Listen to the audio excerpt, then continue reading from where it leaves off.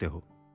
अंतरंग मनाचे या मानसिक आरोग्याविषयक संवाद मालिकेत मी आपल्या सर्वांचं स्वागत करतो. आज या संवाद मालिकेत औरंगाबादचे सुप्रसिद्ध मेंदू विकार आणि मानसोपचार तज्ज्ञ डॉक्टर अमोल देशमुख यांचं मार्गदर्शन आपल्याला लाभणार आहे. डॉक्टर अमोल देशमुख सर अंतरंग न्यूरोसायकेट्री हॉस्पिटल आणि ॲपेक्स सुपर स्पेशालिटी हॉस्पिटलमध्ये कार्यरत आहेत.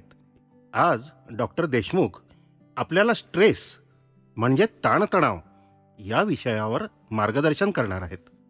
नमस्कार सर. नमस्कार. सर, ताण किंवा स्ट्रेस म्हणजे नेमकं काय? ताण किंवा स्ट्रेस किंवा टेन्शन हे शब्द इतके कॉमन आहेत की आपण रोजच्या दैनंदिन जीवनात आपण ऐकत असतो की अरे ह्याला ताण आला, ह्याला टेन्शन आला, हा तणाव घेतो. हो हो. अगदी हे मिठासारखं आहे.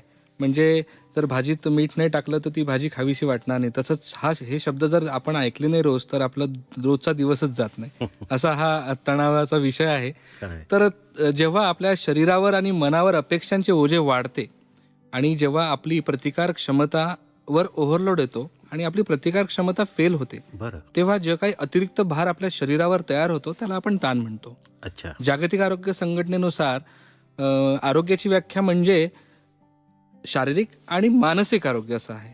म्हणून दोन्ही आरोग्य सांभाळणं गरजेचं आहे. जशी शारीरिक प्रतिकारक क्षमता आपली फेल होऊ शकतो. आपण म्हणतो एखादा माणूस त्याला खूपच नेहमी सर्दी होते किंवा नेहमी ताप येतो, म्हणजे त्याची शारीरिक प्रतिकारक क्षमता कुठेतरी कमी आहे. हो. तसंच अगदी जेव्हा मनाची प्रतिकारक क्षमता कमी होते तेव्हा जो ओव्हरलोड शरीरावर मनावर तयार होतो त्याला आपण ताण असं म्हणतो किंवा टेन्शन किंवा तणाव असं म्हणतो.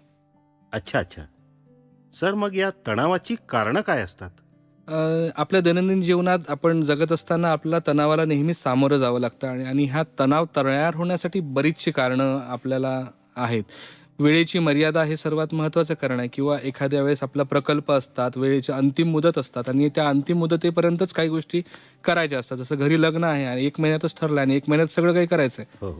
डेडलाईन्स असतात आणि त्या मध्ये मग आपल्याला बऱ्याचशा गोष्टी म्हणजे रात्र थोडी आणि सोंगे फार ह्या अशा भाषेत त्या कराव्या लागतात आणि त्या गोष्टीत आपल्याला खूप धावपळ होतात, बरेच लोकांशी संपर्क येतात, बरं. त्यामुळे ताण तयार होतो. आयुष्यातील बदल जसं की लग्न, घटस्फोट, गर्भधारणा, आजारपण किंवा काही लोकांना थकीत बलांमुळे पण ताण येतो. अगदी व्हॉट्सअपचं रिचार्ज नाही केलं तरी लोकांना ताण येऊ शकतो. इतकं हे ताणाची कारणं आपल्याला आजकाल दिसतात. टीका टिप्पणी हे सर्वात महत्वाचं कारण आपण प्रत्येक घरामध्ये बघतो. मी एकमेकांना नावं ठेवण्याची सवय खूप वाढली आहे आजकाल. तू बावळट, तू मूर्ख वगैरे असं फार बोलतो आपण एकमेकांना.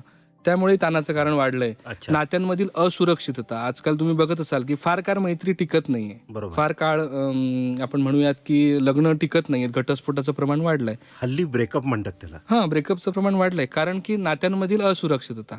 आता नात्यांमधील असुरक्षितता म्हणजे काय की एकमेकांवर ट्रस्ट नाही करायचं, अच्छा. खूप कमी विश्वास ठेवायचा आणि जेवढा विश्वास कमी तेवढा त्या नात्यांमधचा जो बॉन्ड आहे, तो जे बंध आहे तो सैल असणार आणि तो लवकर तुटणार. हे एक महत्वाचं कारण आहे. भांडणं, अपेक्षांचे ओझे हे सुद्धा तणावाचं कारण. आता अपेक्षा ह्या वेगवेगळ्या प्रकारच्या असतात.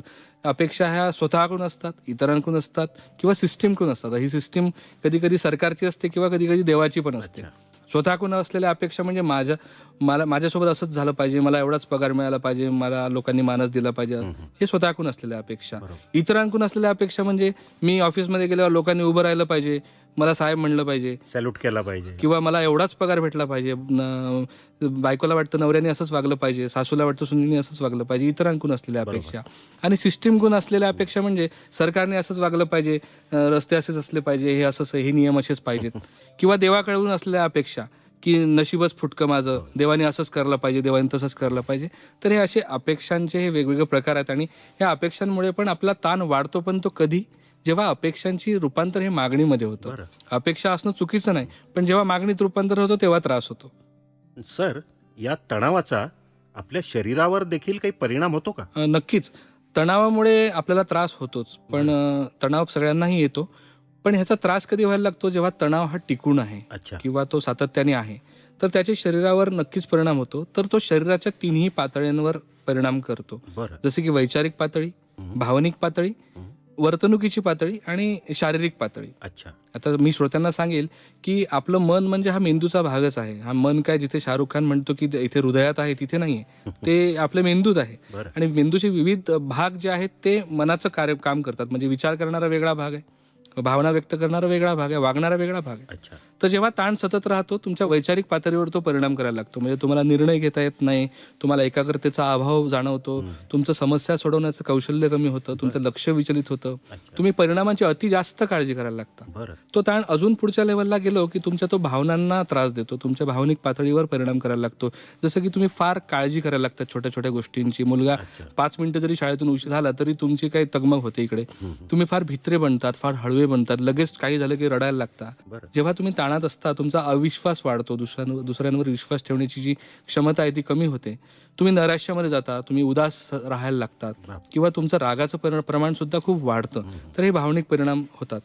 जर ताण त्याच्या पुढच्या पातळीवर गेला तर तो तुमच्या शरीरावर सुद्धा परिणाम करायला लागतो. म्हणजे बरेच लोकांना बघितलं तर अपचनाचे त्रास होतात, ज्याचं पहिलं कारण आमच्या पुस्तकात लिहिलेलं हे ताणतणाव आहे की तणावामुळे अपचनाचे त्रास जास्त आहे. बरं. पण लोकांना जर आम्ही म्हणलं की तुम्हाला हे काही ताण वगैरे आहे का, ते म्हणतात छे हो आमच्या घरी 30 एकर शेती आहे वगैरे, असं आमच्याकडे खूप पैसा आहे, आम्हाला कसला आला ताण. आपण मान्य करत नाही की ह्याच्यामुळे पण अपचन होऊ शकतं. खरंय. तसं सततची डोकेदुखी तुम्ही बघाल की आमच्या ओपीडीमध्ये किंवा प्रत्येक डॉक्टरांच्या ओपीडीमध्ये 40 ते 50% लोक डोकेदुखीची असतात. आणि डोकेदुखीचं प्रमुख कारण हे ताणतणाव आहे, जे की मान्य करत नाही आणि आपण विविध तपासण्या विनाकारण करत राहतो, जे की कधी कधी कराव्याही लागतात. पण ताण सुद्धा एक महत्वाचं कारण याच्या मागे असतं. सततचं दुखणं जे तुम्ही बघाल की हे दुखतं ते दुखतं आणि खूप कंप्लेंट्स असणारे काही लोक असतात, हो, हो. त्यांच्या मागे पण तणावाचं कारण आहे. मग रक्तदाब किंवा मधुमेह ह्या मागे पण तणाव हा सर्वात महत्वाचा घटक आहे, जो की ह्या आजारांना निर्माण करायला आणि वाढवायला कारणीभूत ठरतो. तर नक्कीच तणावाचे शरीरावर परिणाम बहुतांशी आहेतच. खूप छान माहिती दिलीत सर. ताणामुळे आपल्या शरीरावर परिणाम होतात हे तर तुम्ही सांगितलंच, पण त्यामुळे शरीरात नेमके काय बदल होतात?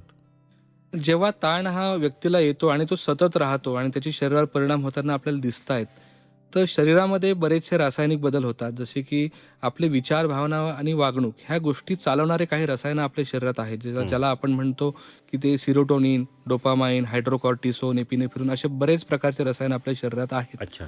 तर जेव्हा ताण सतत राहतो तर ह्या रसायनांच्या पातळीमध्ये हेराफेरी होते. कधी कधी सेरोटोनिनचं प्रमाण कमी होतं, डोपामाइनचं वाढतं, हायड्रोकॉर्टिसोनचं वाढतं, इपिनेफ्रिनचं वाढतं बरं. किंवा कमी होतं बरेच वेळा. तर ह्या रासायनिक असंतुलनामुळे सुद्धा शरीरावर त्याचे परिणाम होतात आणि हे प्रमुख कारण आहे ज्या लोकांना सततच्या तणावामुळे सततच्या समस्या असतात किंवा आजारामध्ये रूपांतर होतं. म्हणून अशा रुग्णांना कधी कधी औषधांचा वापरही करावा लागतो, कारण की हे रासायनिक संतुलन जर नीट केलं तरच रुग्णाला फरक पडायला दिसतो. याच्यासोबत काउन्सिलिंग आणि विविध पद्धती आहेत. खरंय सर. काउन्सिलिंग आणि बाकी इतर पद्धती आहेतच, पण हा ताण मुळात येऊच नाही यासाठी काही औषधं आहेत का? आता तुम्ही जर मला म्हटलं की सर असं काही औषध सांगा की आम्हाला टेन्शन आलंच नाही पाहिजे किंवा ते डिलीट झालं पाहिजे मोबाईल मधल्या पिक्चर सारखं, तर तसं काय औषध अजून काही आलेलं नाहीये. बरं. आणि असं औषध येणार पण नाही भविष्य काळात. पण आलेला तणाव आपण मॅनेज कसा करायचा किंवा त्याचं नियमन कसं करायचं हे आपण ठरवू शकतो. जसं की अच्छा. गॅसला रेग्युलेटर आहे, हो. गॅस कमी करता येतो, जास्त करता येतो, तसं तणाव आपल्याला कमी जास्त करता येतो. पण त्याआधी तणावाचे कुठले परिणाम प्रकार आहेत का ते आपल्याला जाणावं लागेल. तर ढोबळमानाने तणाव आपण 2 कॅटेगरीमध्ये मोडला जातो. अच्छा. एक म्हणजे यूज स्ट्रेस. बरं. यूज स्ट्रेस ज्याला आपण योग्य ताण किंवा योग्य तणाव म्हणतो. अच्छा. आणि दुसरा प्रकार म्हणजे डिस्ट्रेस. डिस्ट्रेस म्हणजे अति जास्त ताण किंवा अति कमी ताण. अच्छा. म्हणजे सर, या ताणाचे वेगवेगळे प्रकार पण आहेत, त्याचं वर्गीकरण पण केलेलं आहे. पण श्रोते हो, वेळेची मर्यादा लक्षात घेऊन या ताणाचं नेमकं वर्गीकरण कसं केलेलं आहे हे आपण बघूयात. डॉक्टर अमोल देशमुख सरांकडून आणखी माहिती घेऊयात, फक्त पुढच्या भागात. तेव्हा जरूर ऐका अंतरंग मनाचे.